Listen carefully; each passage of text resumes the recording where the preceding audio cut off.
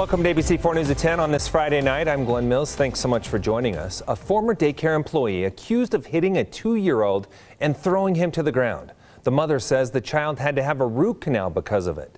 ABC 4's Courtney Johns live in Taylorsville outside that daycare tonight with more on this case. Courtney.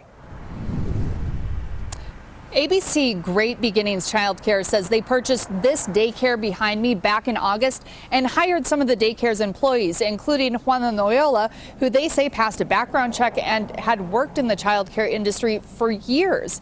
But police say when they interviewed her, she admitted to hurting the child, saying she knew what she did was wrong. When we were made aware of it, we were horrified. I mean, when I was personally, confronted with the evidence, I mean, it made me sick to my stomach. I'm still sick to my stomach over this.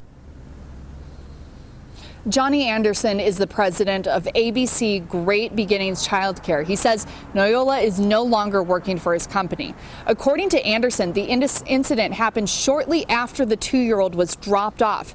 The mother says when she picked up her son, he had a cut on his lip and one of his top front teeth were broken and missing. We asked Anderson if he could explain why no other employee noticed the child had been injured for nearly 7 hours at the facility. He told us not at this time. Police also noted it took roughly 2 weeks to get surveillance footage of this incident. Anderson says they have an old system and it took extra time to be able to retrieve that footage. It does take time. Investigations take time. It's not something where we can produce evidence right away, but we did get to the bottom of it.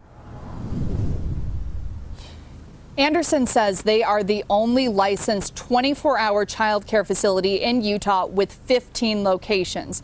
We did find a few violations over the years with no fines, but we did find one instance where an inspector reported that 6 children under the age of 5 were unsupervised.